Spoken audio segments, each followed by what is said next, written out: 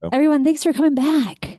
We're here for workshop 3 of 4, and we have Stephen Sopko tonight. And I met Stephen a couple months ago, and since that time, I've met lots of founders that he's volunteered his time with here at Groundswell.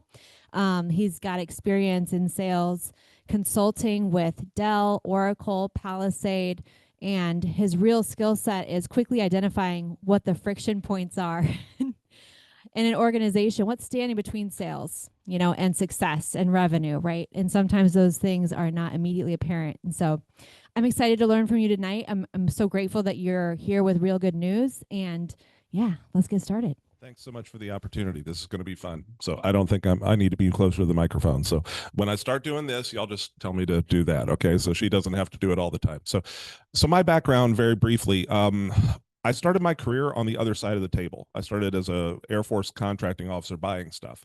I started my career buying ladders in the Air Force. I ended my career buying Nobel Prize winning scientists' lecture tour contracts because the military doesn't care whether you can do something. They just give it to you and throw you in jail if you mess it up.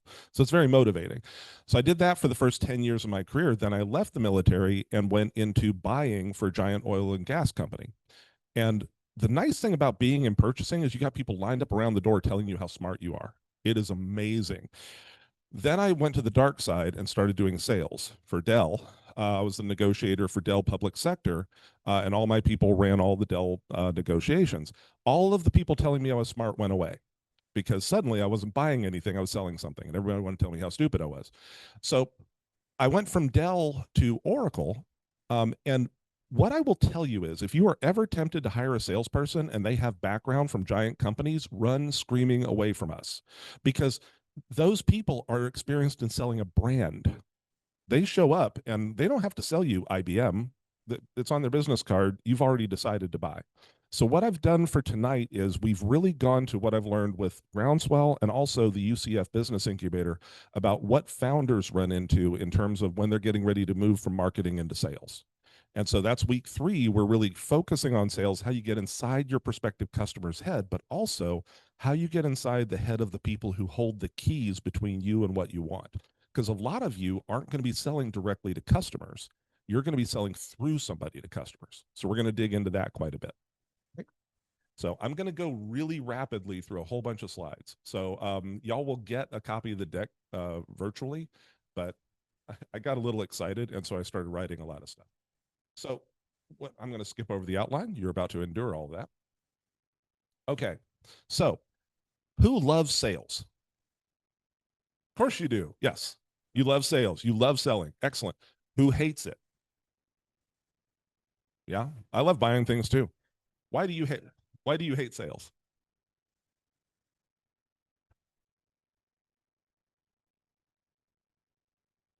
Absolutely. Absolutely. That's a good one. I don't like it because I feel like I have to be deceitful. I have to convince people to do something that's against their best interest, kind of what you're talking about there too. So cool. Anybody else have anything they don't like about selling stuff? Another one for me, I don't like bothering people. It's just it's I always do all these engagements and I forget to ask for money. It's like I did a lot of work. And then we get to the end, they're like, "Wow, you really saved us." I'm like, "Thanks. You're gonna pay me some money now, right?" They're like, "Oh, no, no, we didn't agree to that at all." But here is what sales is for most people. Marge, I had a lot of calls about you. Customers love your no pressure approach. Well, like we say, the right house for the right person. Listen, it's time I let you in on a little secret, Marge. The right house is the house that's for sale. The right person is anyone. But all I did was tell the truth. Of course you did, but there's the truth and the truth. Let me show you.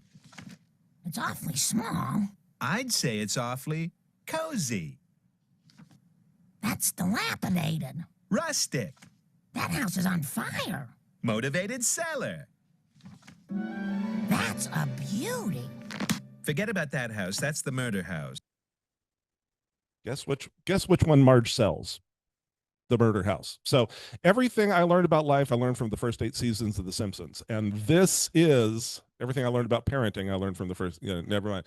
But the thing is, when people think about sales, he's using a tactic called framing. The first frame is good. It's like, it's not small, it's cozy. That's okay. But in classic Simpsons fashion, then we get to that house is on fire, motivated seller, so that's the thing that people think about when they think about sales. And everything you see over on the left there is what just happened. You're selling a thing, the house, instead of the solution, a place for you to live. And so we're going to talk a lot about that tonight. All right. Then founders. This is one of my favorite Calvin and Hobbes cartoons. I'll pause for a second. Can y'all see it in the back? Okay. So I have this sign, a swift kick in the butt, $1. This is me as a founder mentor. How's business? Founder's like, terrible. That's hard to believe. Well, I can't understand it because everybody I know needs what I'm selling. Everybody I know needs a swift kick in the butt. Everybody needs it. Why aren't they buying it? And 99% of the founders I work with, this is where they live, right here. And I've done it myself. I went out of business twice trying to convince people they needed something they didn't know they needed. And I got so mad at them because they were so stupid. Then nobody bought anything. Why don't these stupid people buy from me was probably not a great way for me to sell. All right. So this is going to sound really soft, but it's important for you to think about when you're thinking about trying to get people to do what you want. And a lot of us in this room aren't really necessarily directly trying to sell. Marketing is going to do most of the lift, but you need people to give you opportunities. You need a space. You need something from them. All of these things work for that. So where people go wrong with selling is they think about moving the product. They think about selling their thing instead of solving somebody's problem. One of the things we're going to do tonight is the ideal customer profile. And what you're thinking about there is not how do I manipulate this person? What you're getting into is what are their problems and how do I solve them? About half the time when I'm selling to somebody, I cannot solve their problem. I can't. And the temptation is to bend what I'm selling to try and convince them it solves their problem. And you have to resist that temptation because they won't be a customer if they can't trust you. Sorry? Yeah. The thing is, there are three things you should never, ever do in a sale. One is compel. There's a lot going on right now in technology where people are being compelled to buy stuff. This is a contract. This is a law. This is a rule. You must now buy this thing. And people hate being compelled. The second thing you must never do is co-opt somebody. One of the old sales tactics in selling cars was to get the husband or the wife on your side as the salesperson. Then it's you and them against their spouse. You just co-opted. That's a terrible sales tactic because you'll sell a lot of cars, but you'll ruin a lot of marriages and you won't sell any cars the second time. So don't co-opt. That's also when it's against their best interest to buy it and you sell it to them anyway. So not co-opting is a big part of what we do. The last thing, though, is the weird thing. I'm telling you, never convince somebody. Now, that doesn't sound right, does it? Because sales is all about convincing people to do stuff. But the thing is, when I left Dell, I became the chief operating officer of a game company. I know this is being recorded. And so I'm talking with the founder one day, and he said, once again, you're convincing me to do this. I'm going to wake up at 2:00 tomorrow morning and say, he convinced me, and I'm not doing it. I don't want to do it. People don't want to be convinced. They want to decide to buy. So a lot of what we're going to work on tonight is how not to do these three things and still sell stuff, because all of this is meaningless if you can't actually make any money. And that's what we're all here to do. Here are the things you do in order to sell. The first and most important is connecting with people and listening to them. That sounds really fundamental, but even if you sell through a website, even if you're trying to get somebody to license your product, even if you're trying to license a book, going and talking to the people who might read your book, who might publish your book, those are crucial. And it's all about going and connecting with people and then listening to them and letting them teach you stuff. All right. Cool. Do we need another chair? Cool. All right. Yeah, I think we need one more chair. All right.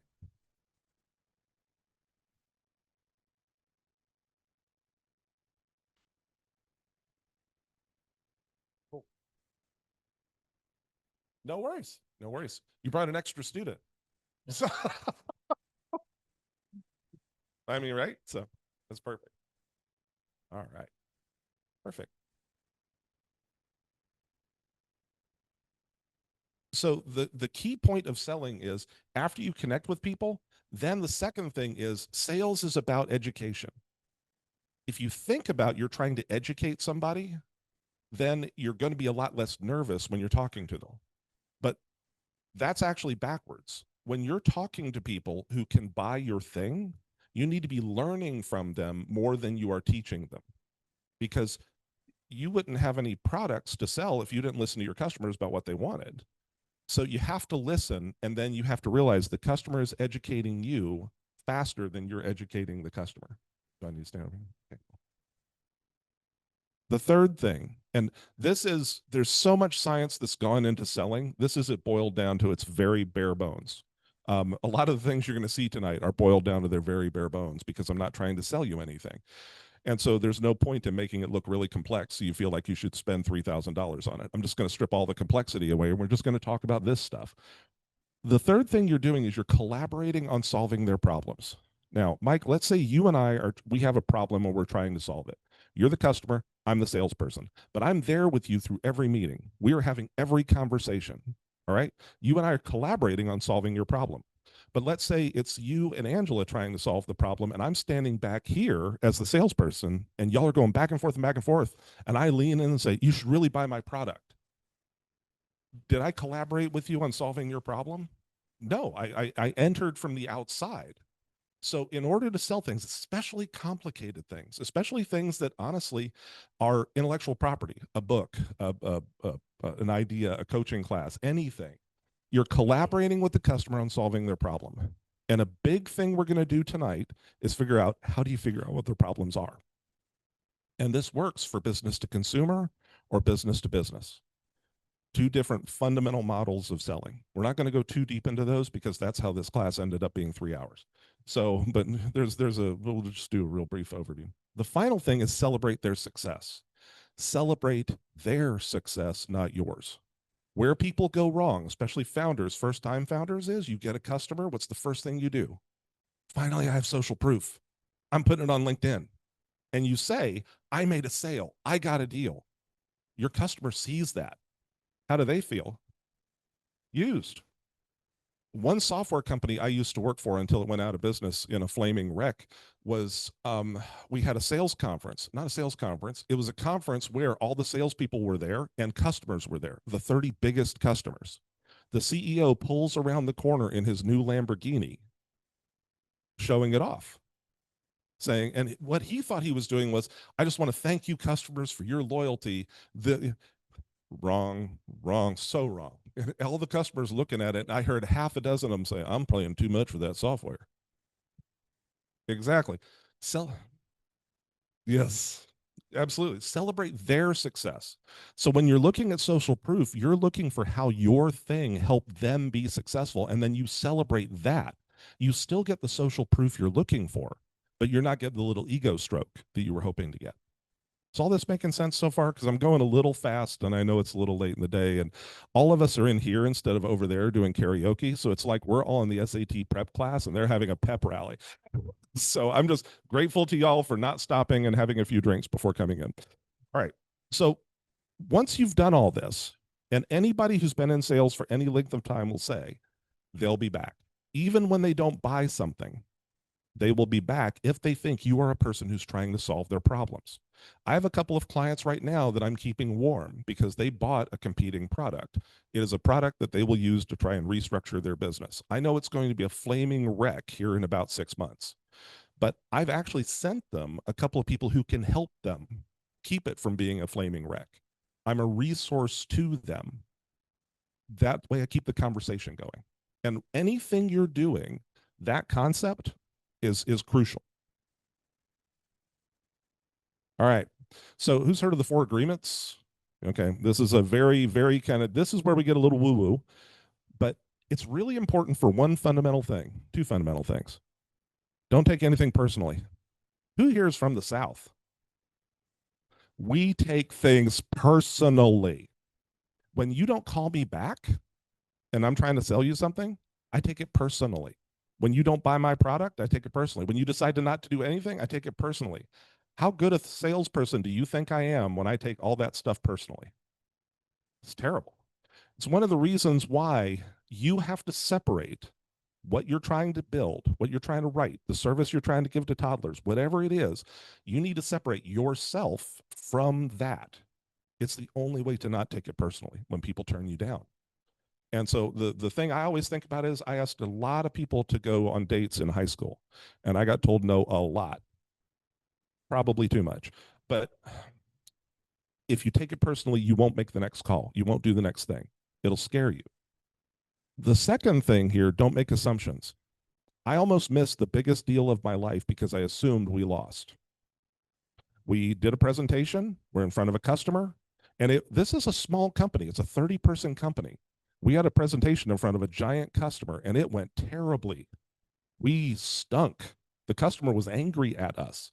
We were lucky we didn't get a cease and desist. So we left that presentation, and we're thinking, well, we're dead. We're dead. The company's gone. We can't survive now because we didn't make this sale. So we made that assumption. And my head of sales said, no, you need to call them. I'm like, why? We stunk. We're dead in the water. And he said, you don't know that. Don't make an assumption. I called, and it turned out they had misunderstood something from our terrible presentation. We clarified that on the call. We got those critical 4 points that we needed to be the selected vendor, and we won. It was like one of those Hail Mary things in sports where they throw the ball and you don't think it's possibly going to work, and then it does. So don't make assumptions. Those are the two out of this. The other two are really important too, but not as much for sales. I mean, the whole be impeccable with your word thing is important, but we'll skip over that for now. All right. This is a lot of words. One of the things we're going to do tonight is build an ideal customer profile. We started a little bit last week with the worksheet that you were working on, thinking about who is my customer, what do they want? It is so important that you have a picture of your ideal customer that is printed out and put somewhere that you work. Because if you see their face, you will think about what they need. This sounds dumb, but sometimes the thing you'll find is that's not the person you want to be doing business with. So going through all this where you think, okay, who is the person I'm working with? Who are they? Where did they go to school? What do they care about? Where do they get their information? Case in point, my wife gets her information from Reddit. I heard that. I'm like, Reddit? Really? Okay, so all right. And she's like, where do you get your information from? I said, TikTok, because it's no longer than about 100 seconds.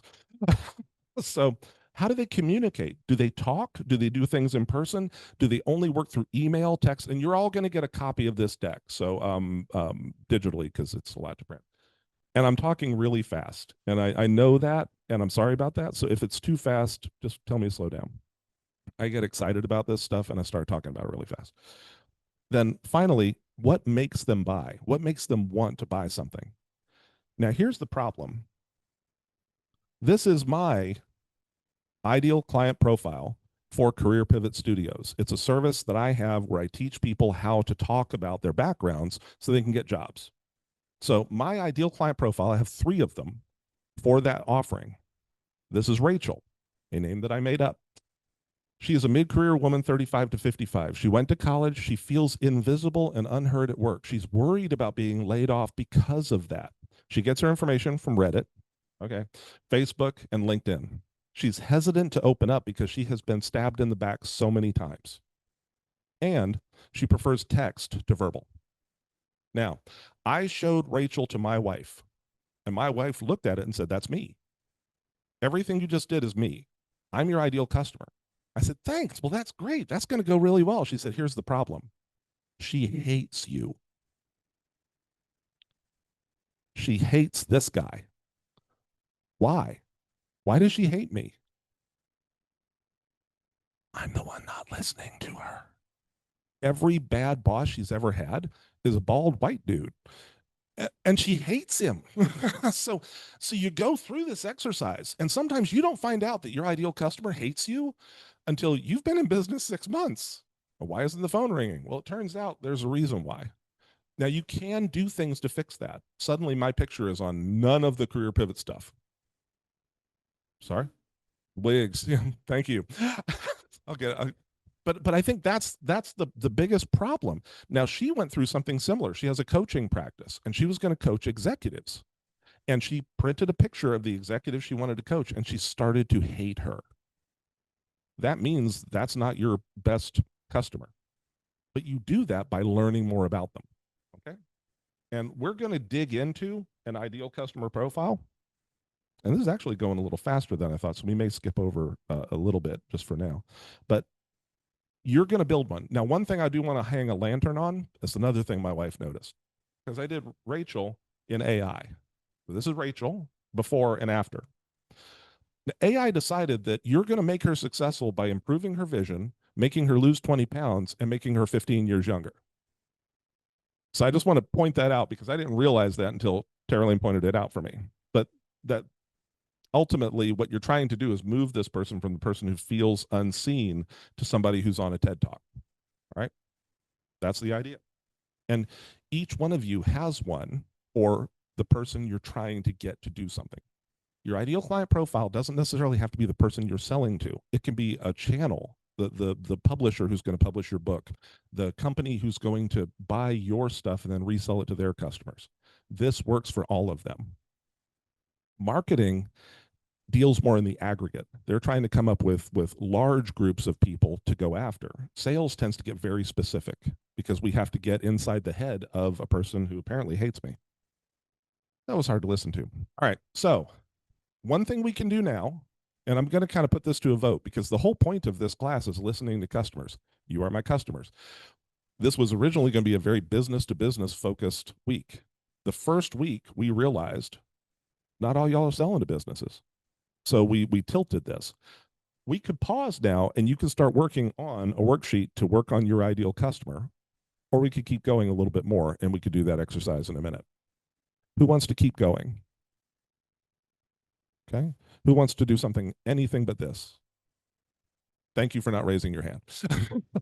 Because believe me, I know, I don't, All right. So, but this is what we're going to do. We have a package that's very similar to what Matt and Jenna did last week, but it goes a little bit in a different direction because we're starting to get a lot more specific about the people you're looking for. And there are tools that you can use that will give you not only the person you're looking for, but what they just looked at on the internet. There's a lady at Lockheed Martin that this tool told me, hey, she's looking for people who can do contract negotiations. Seems a little intrusive, but I don't care because I need to sell something to her. All right. No, I didn't. Would you? And these are all stapled together, so you don't have to collate them. All right. Let's dig in a little bit. This is the extremely complicated sales model that I am now going to teach you. All right. And you are laughing in the back because you have been through this before. So there are 3 parts to any sales transaction. And this sounds really simplistic, but trust me, it gets really complicated fast enough. There's them, the people you want to buy something. There's it, the thing you're selling, and there's you. You, we talked about weeks 1 and 2. You is not just you, but it's also your brand, your logo, your website. Everything to do with your company, your physical presence. That's a big part of it. If you're a brick and mortar and you have a place, that place is part of the you in this selling model. All right. It's your team. It's also everything you do on web and social. It's you. All right. Now, you, I mentioned earlier, need to separate yourself from it. It is the thing you're trying to sell. These are your products, services. It's also your offers, how you package things. It's all the stuff you do to get people to pay attention to something you want them to buy. Now, I always say separate those two, because if you are too invested in it, you're going to take things personally when people make fun of it. It's like Calvin earlier. Nobody will buy a kick in the butt from me, which is strange because everybody I know needs one. All right. Them. Now, them is really important because it's not just customers. Customers are people who've bought something. Prospects are people who haven't bought something yet. And you treat them differently because the customer's already given you money. They're your best friend in the world. Prospect, they aren't your friend yet, but you got to work on it. But it's also your allies. the people who are aligned with you as you are trying to get what you want. So an ally might be that publisher. An ally might be the person who's going to license your idea. That's them. It's also your channels. The difference between an ally and a channel is an ally likes you, a channel sells for you. Who do you spend more time with? The people who will sell for you. All right. Was this too complicated? And it's funny because it gets more complicated because I was talking to a mentor of mine about it, and she's like, I love that you've got a triangle, but you know that triangles have lines. So you've got these 3 points and you got 3 lines in between them. We're going to talk about the lines in a minute. It's really exciting. The thing to remember, though, is that everybody thinks, where do you start when you're trying to sell something? Which of the 3 points? Them? You? Because you can come into this model from anywhere. Everybody, every founder I work with spends all of their time on it. All of their time on the offering, all of their time on the thing they want to sell. If we just add 3 more features, finally people will pay attention to us. If I just sign 1 more animator, I can get this project going. I'm going to be obsessed with it. The reason they spend all their time on it is because the other 2 are scary. It is all by yourself alone in your room figuring out what you want to do. You haven't shown it to anybody yet. I have 3 businesses right now. I haven't shown it to anybody because I'm scared to. It is safe to spend your time on. Them is scary. But everybody tries to come into this model from it and then work backwards to them and convince them that you are the person to sell it. Another way to do it, you come in through them. You spend all your time with your customers figuring out what their problems are, then build an it that solves that problem. Then you have to convince them that you are the person to buy it from. The other way to come in is through you. They fall in love with you. They love you so much that they'll buy a bottle of wine from Snoop Dogg. And that is great wine. His ice cream's terrible, but his wine was fantastic. I came in through you. I showed up for him, not for the product. Sorry. I've got a picture of him later. Yeah. So, but that's the key. You can come in through you. The reason I'm here is a good friend of mine said, I want to set up a workshop and host it for people. I like her. I didn't ask a lot of questions about what we were doing. Maybe I should have. I came in through you. All right. So you can come in any part of this model. And that is really important. If you're spending too much time on one of them, we're going to talk about what that looks like in a second. So see, now I got fancy. I got lines. Hey, All right. Remember geometry? Remember there's the line that's from A to B. That's the AB line. Sorry, I didn't mean to cause any anxiety. Here we are. Yep. All right. The them, it line. This is them thinking about, I have a problem and I need something that will solve that problem. So they're trying to figure out, does it fit my pain? Is it going to create some value? Is it going to fix the problem? Which of these things, why would I want to solve my problem with them? Cool so far, right? Second line, can you do it? So the prospective customer falls in love with it. They love your offering, but they don't trust you. They don't know if you can deliver that or not. So this is everybody who's ever gotten a big offer from a company, a breakthrough offer for the thing that you thought nobody would buy. And then that company is like, great, so show me your ISO 9001 certification. You're like, the what now? And suddenly they're worried about, can you do it? The final line, between you and them, trust access. You've all heard that in order to get something, to get somebody to buy something from you, they have to know you, they have to like you, and they have to trust you. If any of those are missing, you cannot sell them anything. This is where they live. Know, like, and trust. So here's the thing. They know they have a problem. They've decided on your thing to solve it. Now they have to decide, are you the one to do that thing for them? Because there might be a lot of people who could sell them that. All right. We hit a lot of stuff. Any questions? No? Anybody want me to stop talking? No? All right. Because I can talk for a while. All right. Now, where does it get broken?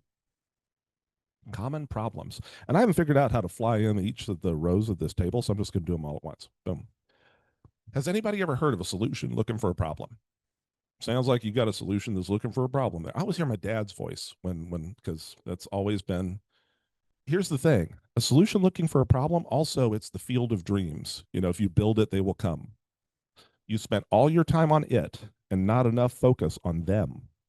So, in order to fix that problem, you start getting into their heads more. You stop spending so much time on it until you spent more time on them. All right. The second, the hero seller. Here's my Snoop picture. Now, there's an incredibly strong you them line, right? He's back, man. But so the you is how he got that ice cream into my freezer. It's terrible. Oh my God, it was awful. It was the worst thing I put in my mouth in a long time. All right, so what?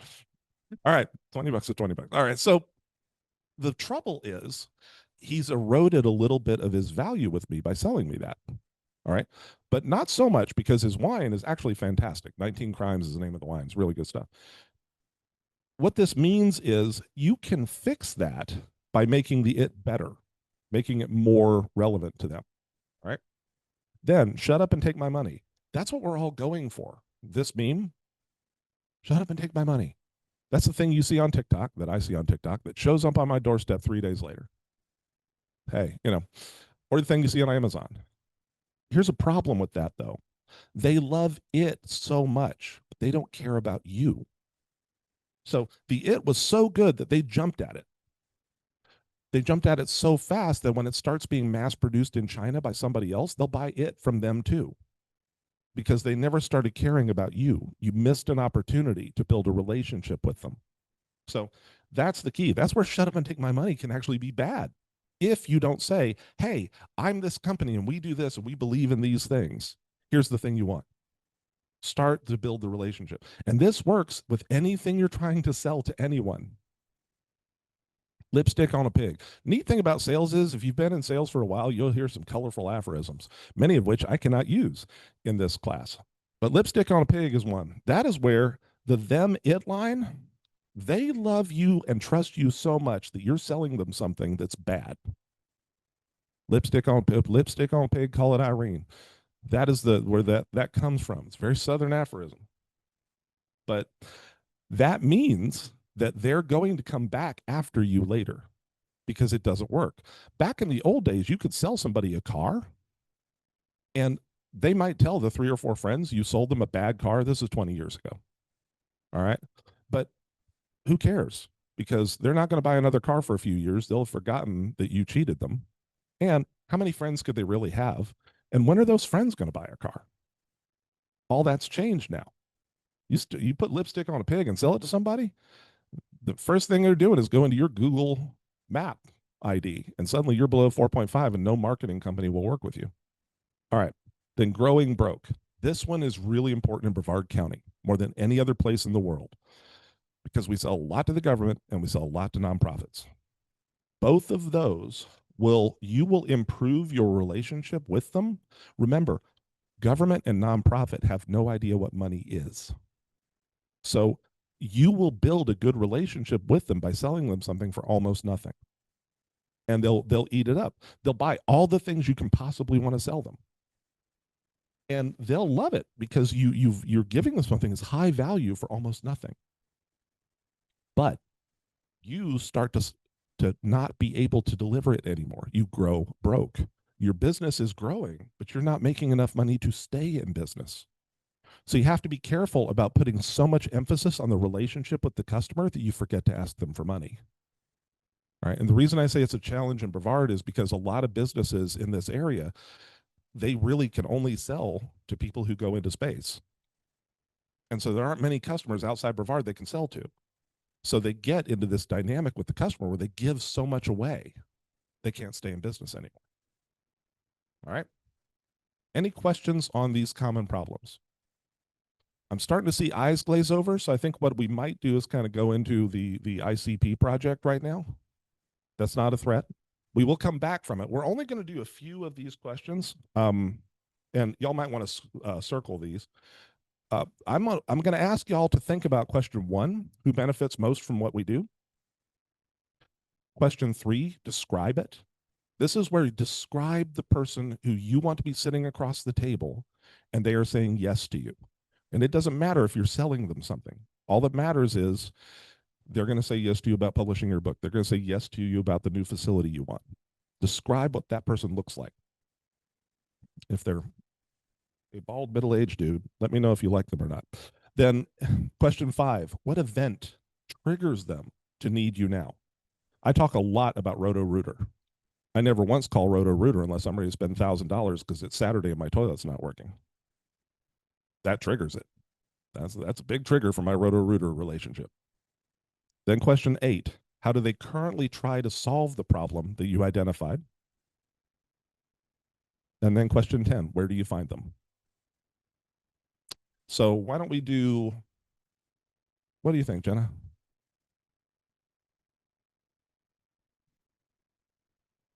Nice. Okay. Perfect. Okay.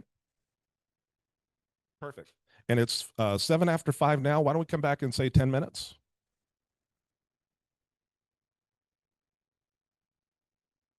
It's a great question. So if you have multiple ideal client profiles, and the reason I'm repeating is so we can record it, but when you have ideal client profiles, sometimes they'll merge. Sometimes you can do marketing that'll hit more than one, but sometimes you're going to make one happy and in doing so make another mad.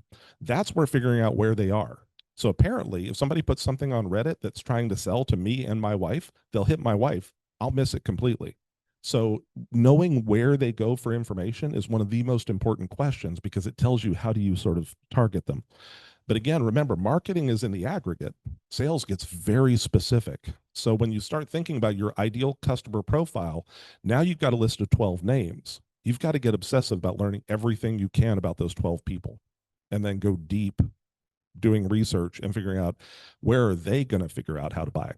And so that's where you shift from marketing into sales. So that makes sense?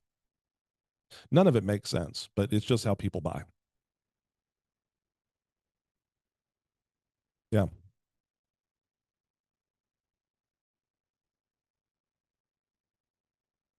No, see, that's where you go from marketing into sales. If you get down to 12 people who can greenlight what you want, and you know that 3 of them went to Yale, then suddenly you become an expert on Yale. And you start figuring out, how do I reach out to those people on LinkedIn or through all these different things? So in sales, we're dealing with the individual. And so that's why when I say a lot of times for the stuff I'm doing, I'll have a list of people. They have something in common, but they don't think they do.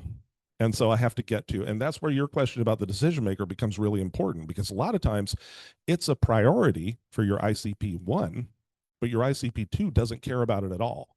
And then it becomes, okay, how do I give ICP 1 enough credibility to get ICP 2 to care about it? And we'll talk about buyer's journey here in a second. That's a great segue into it. So, but those are terrific questions. Do we have any others when you were trying to do your own? Was this useful? Okay, because the questions are kind of intimidating. There's a lot of them, and you can go super deep on this. And this is one of those places where AI can really help you. It's like if you realize my ideal client profile is this, feed it to AI and say, acting in that role, look at this thing I'm saying, look at this email I want to send, and let it criticize you from the perspective of a 35 to 55-year-old woman who doesn't like you. Grok is really good at that, by the way. If you tell Grok to be mean to you, it will be mean to you. Super duper. All right. Those are common problems. Now we're going to do the buyer's journey. Now, the buyer's journey is the reason I love this is where marketing and sales combine. And we're not going to really look at the board all that much, but this is one of those places where we do need to, because marketing for any one of your offers starts before the customer knows they have a problem. It starts before the customer knows you exist. And so when you think about the buyer's journey, you look at awareness, consideration, and action. If you go online, you will find 90 different ways to describe those 3 parts of the buyer's journey. But it always starts with, does the prospective customer know they have pain? Do they spot it? Are they aware of it? Great. Maybe they are.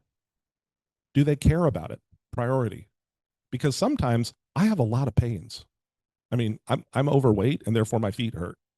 But obviously, I don't care about it enough. It's not enough of a priority for me to hire a dietitian. It's not in my top 10 things I care about. So when you've got somebody, the customer is becoming aware of it. Then it's a matter of where does it rank on their prioritization. We're going to talk about how sales plays in all this in a minute, because you can really go wrong by selling fear. And so one of the things I will tell you is never sell fear. And we'll talk about why in a minute. Then ROI, return on investment. If I put this amount of money into it, will I get the thing I want? Will it be valuable that I get back? This is for both consumers and businesses. The thing you will find sometimes is no amount of return is worth what they would have to put in. And we'll talk about that in detail in a minute, because I have a lot of founders, they have something that nobody will buy even if it was free. And they're great products, but there's a reason for that. Would you like to come back and sit down? Yeah. No. It's you were actually in the process of choking to death. I think it's forgiven. All right. So the customers on this journey, they're moving from awareness into consideration. Remember that triangle. They now know they have a problem. They think they care about it, and they want to start figuring out, what are my choices? What are the different things that could solve that problem? Now, one of the, I don't want to put you on the spot, but one of the things that every salesperson in the world will tell you is their customers are meaningless in terms, customers, no, sorry, Freudian slip. Their competitors are meaningless. Everybody thinks about, oh, I got this competitor and it's so difficult. They won that deal and I won this deal. The thing everybody loses to more than anything else is the customer doing nothing. The customer decides to do nothing. They looked at the choices and they elected to take the option of ignoring it, not doing anything. It's maddening when you're trying to sell somebody something. It could solve their problem, but they just disappear. That's their option. There are other options. So, and then if the customer starts asking questions during this, you've got to be really, really on board with responding to them. Now, what does that mean? Everybody thinks when a prospective customer asks a question that you say, I'm glad you asked about the features. You know, it does this thing 5 times. It does that. It does the other. What a good salesperson will do is say, well, what if that is important to you? If you're selling an electric car and somebody says, well, what's the range? Well, you live in Florida. How far do you drive? Well, the farthest I ever drive is Tampa. Okay, that's about 2 hours.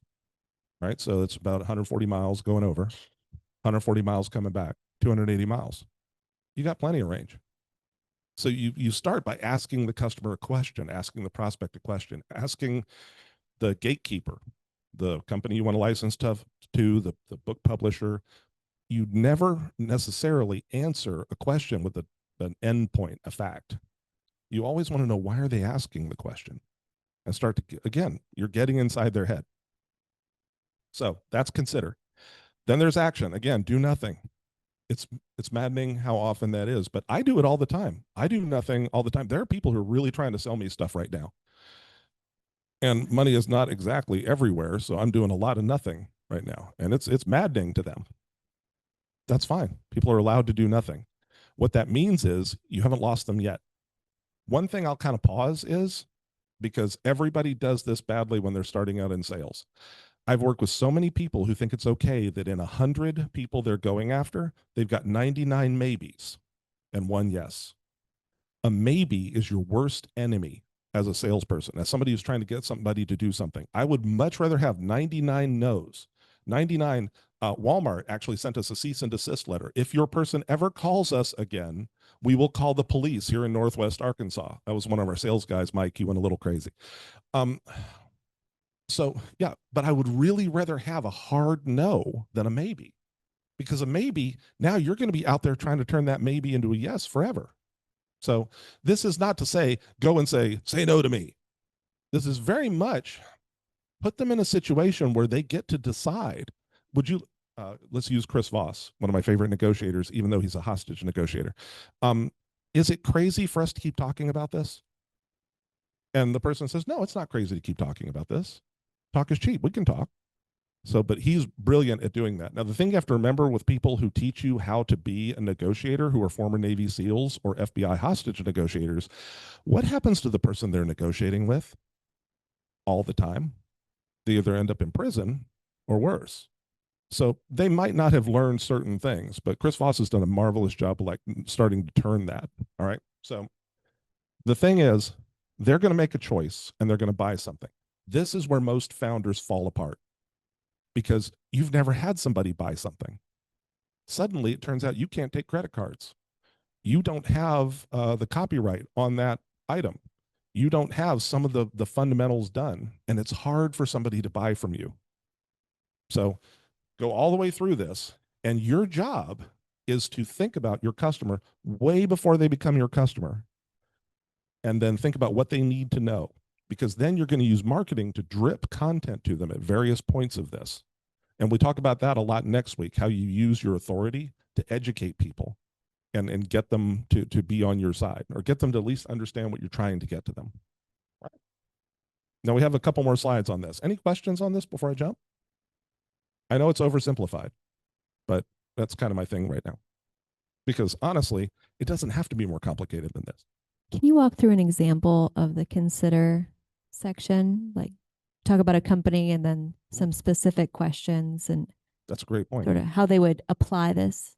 Cool. So there's a company in Cape Canaveral that specializes in microphones and all the stuff you need to do a conference call.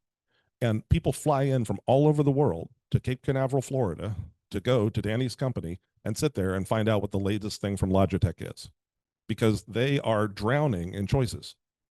And it's worth it for them to get on a plane and fly to Orlando and get to actually interact with the thing in order to make the choice. So one of the things you asked last week that I thought was really powerful was how noisy is your marketplace? If you've got so many choices out there, it's a very noisy marketplace. All right. So with a business, and we're going to talk a little bit about this because we have a little extra time. So more time than I had allotted for it.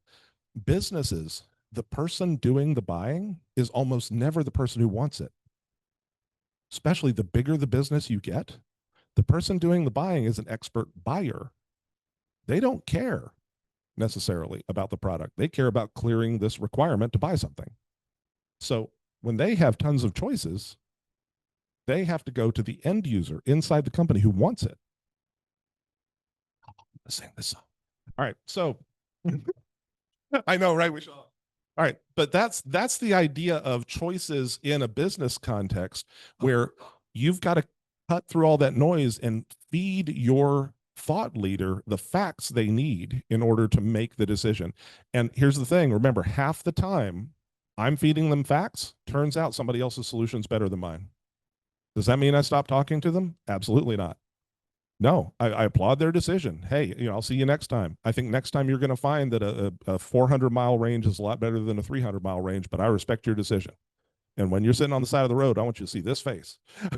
So, but that's the key. So that's choices in a business context. Choices in a personal context, we all go through that. You're trying to figure out where to go on vacation, what car to buy. I'm in Walmart. I need to decide, am I doing Kleenex brand tissue, which I'm a huge fan of, and Matt killed last week. It was great. Or am I doing great value tissue? Choices. You've got to make that choice. And the people who are trying to sell you great value tissue, they know it's terrible, but they also know it's half the price. So where's my priority? Do I really want the very best thing to blow my nose in and throw away? No, I'm good. I'm probably not even going to buy that. All right. So, did that get okay, cool. Any other questions on this before we get a little deeper into it?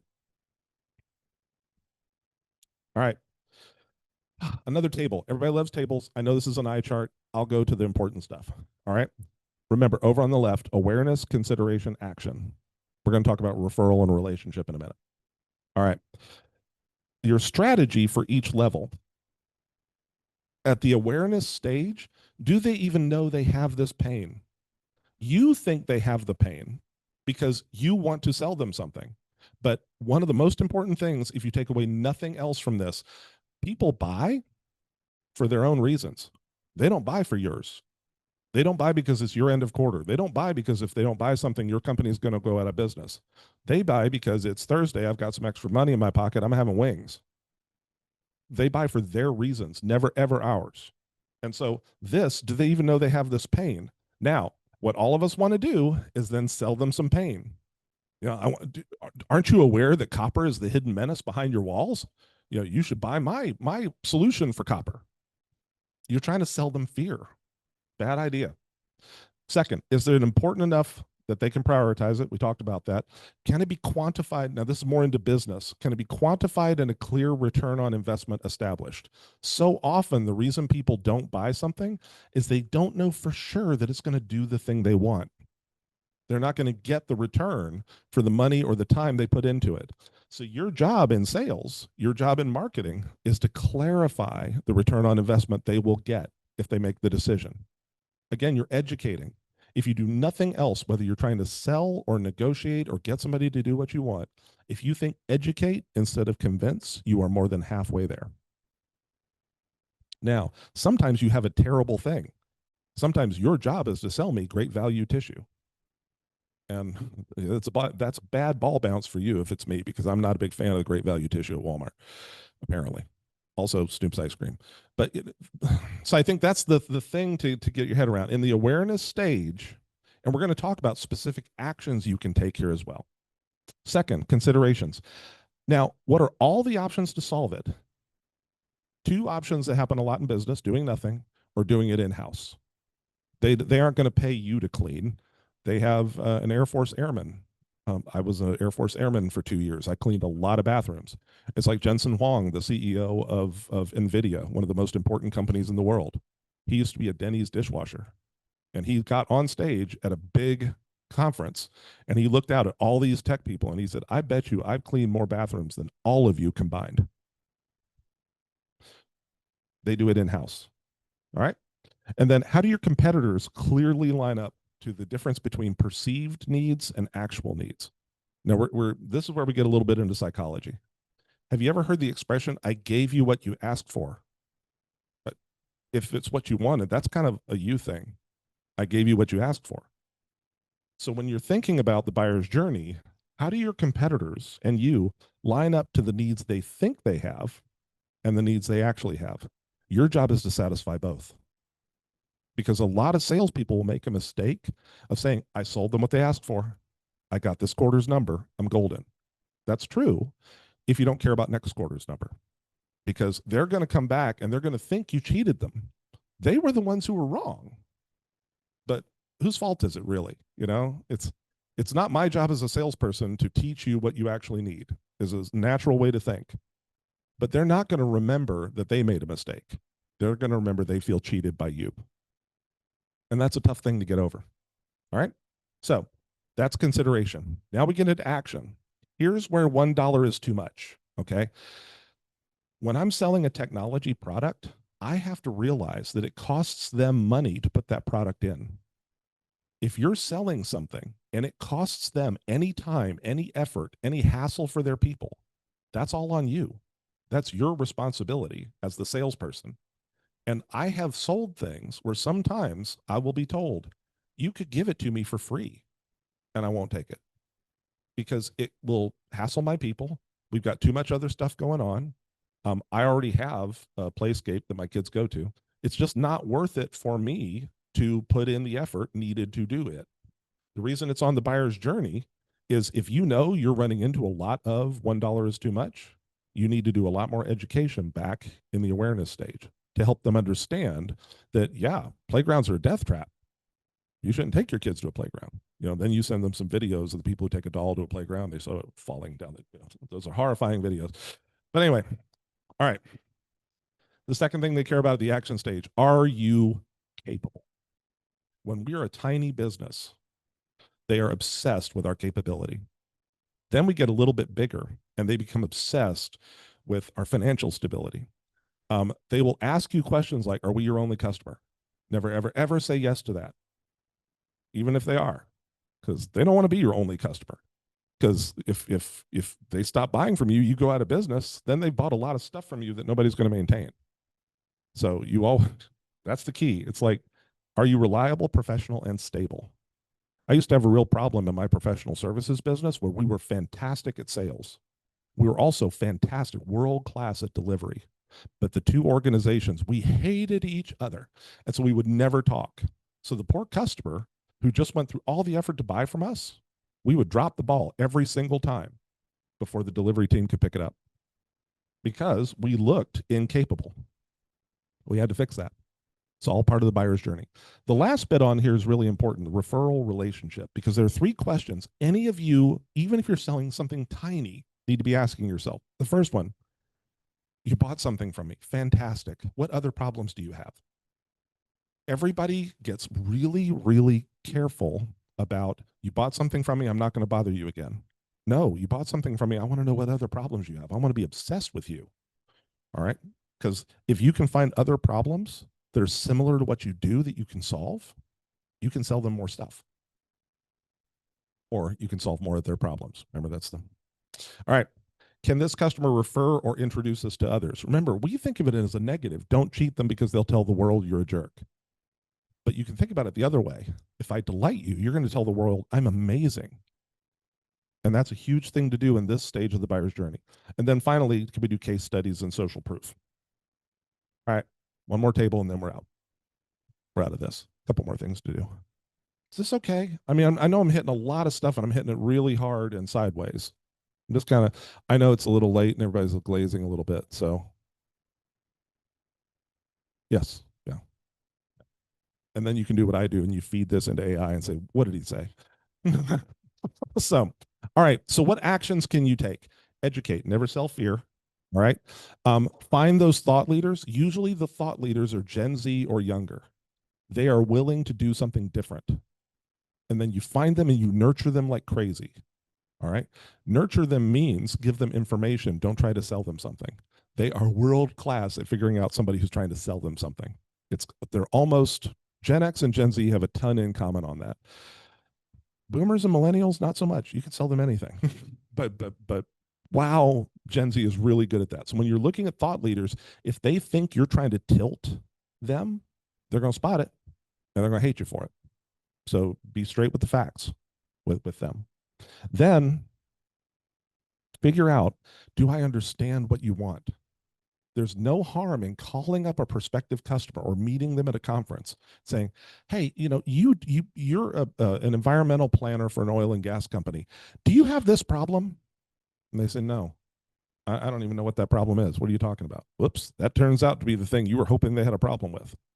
There's a guy here in Central Florida who will not invest in your company. If you're at the pitch competition, he brings up Google and he says, has anybody ever searched for a search phrase about the thing you're doing? And if nobody searches for it, he doesn't put any money into it.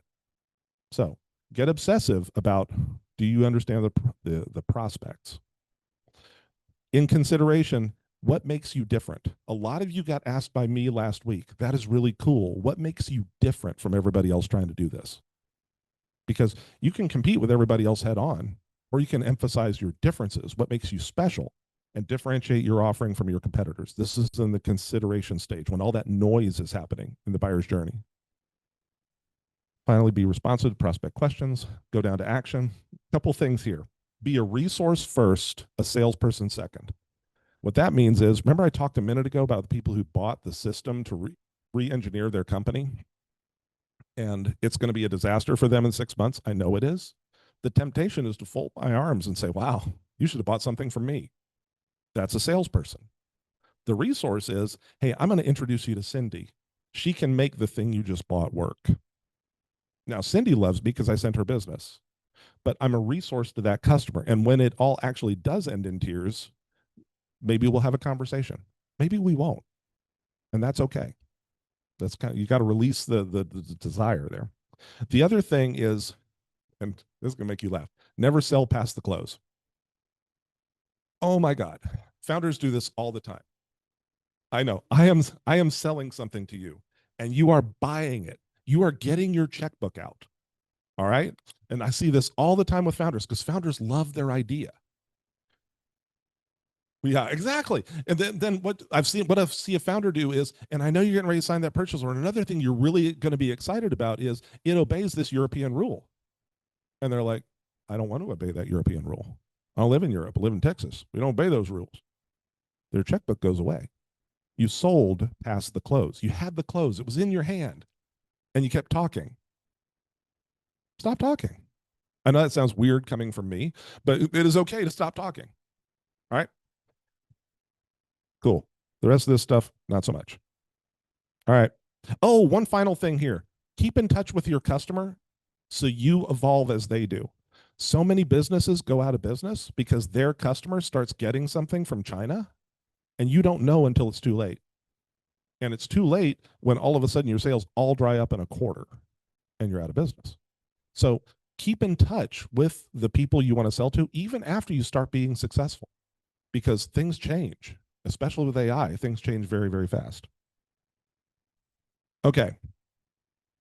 Oh, this gets complex. The difference between marketing and selling something. Now, there are 4 points on this buyer's journey before somebody will give you money. And each of these points, I don't know if you can see, there's number 4, 3, 2, and 1. This is where you shift from marketing to sales. Okay, 3 of these. Real quick thing. Never sell to a cost center. Only sell to the people in the business who make money. Never sell to the people who cost money. If you sell something to a finance department, finance makes no money for that company. But if you can take the thing you were going to sell to finance and sell it to sales, sales makes money. And we have tons of money to spend because everything looks like a rounding error to a sales VP. It's like, wow, if I do that, I can get 3 more sales through. Fantastic. Bring it on. Always sell to people who have money is a Hormozy principle. Find the rich people. They buy stuff. But also, when you're selling to companies, for sure, find a way to sell to the people in the company who make the money. Simple, right? It gets a little bit more difficult, but yeah. All right. There's a fundamental principle here. People never want to feel sold. Now, I used to have a cat. And that cat I raised like a dog. It's a great cat. The cat would play that game where it would bring me a milk ring, that rings off the milk, and I would throw the milk ring, and it would run and get it, and bring it back and drop it at my feet, and I'd pick it up again, and I'd throw it. What's that game called? Fetch. Fetch? Catch? Oh, Yeah, fetch. yeah. It's called fetch, right? But the cat wasn't playing that game. The cat was playing the game where it liked to watch me throw things like a fool. So it would bring something, drop it in front of me, and I'd pick it up and go, and I'd throw it, right? And the cat would sit there and go, yeah, you threw it again. And then it'd run and get it and bring it back to the idiot who's going to throw it for him again.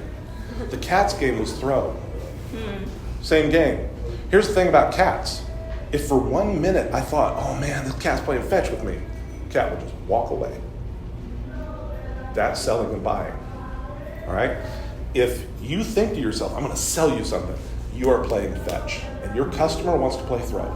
It's exactly the same thing. So they want to decide to buy. They do not want to be sold. And that happens anytime you're trying to get anybody to do anything. If they feel like you convince them, they're going to lock up. Your job is to help them understand why it's in their best interest. No, I'm not going to do this. There's an economist named Milton Friedman who learned how people buy things by watching his wife Rose buy things for 30 years. And he became famous for it. There are only two reasons. Do y'all want to stop? Because I've just got a few more minutes, and I know this is a lot done. You just got into Milton Friedman. Keep going. Okay, all right. So Milton Friedman learned from his wife Rose. People buy things for 2 reasons: using whose money it is and who it's for. All right? And everything humans buy fits into this model. I'll explain. If it's your money and you're buying it for yourself, what are some things you do? Research, absolutely. What are you researching? Is it going to work? Is it going to solve my problems? Do I want it? Cost? I want to make it sort of manageable, especially since I have to justify it to my wife. But I'm spending my money for me. All right? So I want the best, and I want it for free, right? Because it's my money. Now, the second way people buy things, your money for someone else. This is why my nephew gets socks at Christmas. I have to buy him something. I'm kind of irritated about it. Love my nephew. I know it's being recorded. But my brother-in-law is getting a Deepak Chopra book because it was on sale at Walmart, and he's getting socks. My money is going to somebody else. All right? Third way people buy things. Someone else's money for someone else. Welcome to government procurement. This is where the $2,000 hammer comes from. Because honestly, you don't care what it costs. You care that it does the mission so the people in the field will not come back and murder you. And you care that it's the easiest thing to buy. It's very much the way men walk into a store and buy something. We buy the thing that is closest to the door. Right? These pants were closest to the door. I got them, I got out.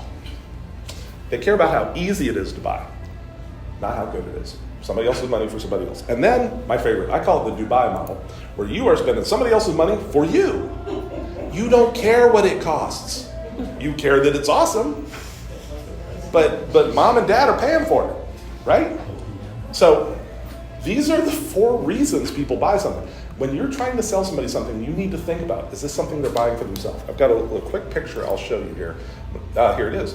So this is that on a cooler looking little XY chart. Your money at the top, somebody else's money at the bottom, for somebody else, for you. Business to consumer falls into this. Because if it's for you, your money, business to consumer, for them. If somebody's buying it for themselves, we talked about the parents buying it for the kids. The parents are buying it over here. It's their money for somebody else. All right? So far, so good. Mm-hmm. Then, small business is weird. Because small business is less than 50 people, less than a couple $1 million a year in sales. They buy like consumers, much more emotional. So if you're selling something to a smaller business, they tend to be, it's my money for me because it is my business, right? They're here. Big business, not so much. Boom, we're down here. We're spending somebody else's money, usually for somebody else. Don't care, all right? So the bigger the business, the more proof you have to give, the more effort you have to put in to sell even the simplest thing. Smaller business, a lot more like consumers. I thought about you when I did this with nonprofits, because nonprofits are tough, because a lot of nonprofits are very much the more consumer side. It's like, it's I care about where the money goes, I want to make sure that people get satisfied. The bigger the nonprofit gets, the more they start to look like a big business. It's somebody else's money for somebody else, right? And then final 2, business to government, somebody else's money for somebody else. Weirdly, that's hard to sell because you have to show that your thing's going to achieve the mission and not get the person buying it thrown in prison. And then finally, the Dubai thing, trust fund kids. This is what Leah Hormozi and Alice Hormozi talk about a lot. Find somebody rich who wants to buy your thing. And we do that here in Brevard. Find the rich people and then see if your thing will sell to them. If it does, you don't have to sell as many to be successful. That sounds simple, but a lot of people miss it, and it's unfortunate. And that's it. No, we're not going to do that. All right, so I hit y'all with a lot of stuff. Was there value to this? Absolutely. Yeah, for sure. Okay, because I drowned y'all in facts. Believe me, I had to cut a lot of stuff out because I love doing this. I love kind of finding the way that we can reframe. I'm Lionel Hutz at the beginning. It's not small, it's cozy, right? That's okay. You can do that, and each of you can do that with your offering. Where you run into trouble is where it's that house is on fire, motivated seller. Now you're lying, and you get to decide how much you dial up the evil. You and I talk about this a lot with me. It's like, do you want the evil set on 4? Or do you want to dial the evil up a little bit and we'll be more successful? Then we dial it up to 11 and suddenly I'm really evil. Then I'm going to dial it back down to 4 because I don't want to go to prison. So it's just, that's a lot of times when you're talking to salespeople, the reason salespeople are so bad is because sales is the only job in any company in America that's accountable. Every other job, you can crash airplanes, you can do all kinds of stuff, and you will not lose your job. But in sales, if you miss this quarter's numbers, you're on warning. You miss next quarter's numbers, you're gone. It's clear and simple. So everybody in sales is got that drum beating in the background. When you're working for a really tiny company, you don't make your number. It's not that you lose your job, the company goes out of business. So that's stressful. Salespeople have more divorces, more suicides, because it's an incredibly stressful job. So you're not wrong to be afraid of it. But it is something that if you love what you're doing and you love talking about it, then you're educating instead of selling. So land on that. Actually, going back to the previous slide, and I have a question about this. Does your triangle apply here? Where does it matter more to the people down here? Are these people coming in at a certain point, or is this always relevant? That's why I love working with you, because you're so smart. Because you're absolutely right. I think that the key is the offer lands on this. You know, I'm thinking out loud here, because that is a fantastic observation. I need to think about that more. I wondered if you is up here. Yeah. And then down here it's just all it. Well, you know, the thing to remember, the you is also, if you're working for a giant corporation selling something, you are part of the giant corporation's you. You know, so that you covers a lot of ground. Okay. But no, I'm going to think about that. So thank you. Yeah. I think you're right where you is up there, but you can also be down there because it's all about relationships as well. You have to build them. Sometimes you're building. I don't know. Thing to remember is all of these are them. All of these are them. It's somebody buying your stuff. So this is a map to them. And you figure out, okay, I sell something, but now the government wants to buy it. That's cool. You know why SpaceX does not do the type of contracts that other companies do? It's because SpaceX would have to hire thousands of accountants to sell to the government the way Boeing does and Northrop does, Lockheed does. SpaceX doesn't want to hire accountants, so they'll only do a very simplistic form of government contract. They don't really care that the government is willing to give them tons of money because they're doing something else. All right, so they are, this is the them. The government's like, recently the government had a thing that they said, SpaceX, give us a bid. SpaceX gave them a bid. Nobody else would give them a bid. So they said, okay, well, you can give us the kind of bid where if it ends up costing more, we'll pay you more money. And then one of SpaceX's competitors bid against them that way. Still lost. So I think that's the key. Business to government, it's the them. Big business, it's the them. If you're ever selling to big business, call me. I will give you 30 minutes free on the phone because I sell from tiny businesses to giant businesses. And this is fun because they hate each other. And the thing I do as a consultant a lot is I get finance and legal arguing with each other, and I'm paid by the hour. So I'm just like, y'all can argue as long as you want. Who wants to go and see if there's still alcohol? So for the next workshop, I encourage everybody to please bring a photo of your ideal client profile if you can. Bring Rachel. Bring Rachel. Yeah. Like the person who is your target market, like the very specific So person that you're selling for me, to. for example, not Grandparents. Okay, so to say not who I want to invest or to throw money at me, but the person I'm actually selling to. Okay. Yeah, Yes. this is my Rachel. Yep. So. And we're going to take on every workshop we've had a handout, and if you don't have those in hand, I'm happy to, we have extra copies. Bring all those to the final workshop if you can. You know, it's not a requirement, but it's going to be really helpful because we're going to, you know, gel all of this together so that we take away really a clearer roadmap of where am I going to go with marketing. Today we kind of got the glasses, the lenses of how are we going to see every action that we take. What lens are we going to see those actions through, and then we'll apply it on. Anything you spend in marketing makes sales so much easier. Because that's the key. If marketing is really working, you don't have to sell as hard. Everybody hates selling. So right. And thank you for taking a risk and doing this workshop, Stephen. Crazy awesome about you. Yes, and I had no idea it was karaoke night, so I think you can still jump into that if you'd like to.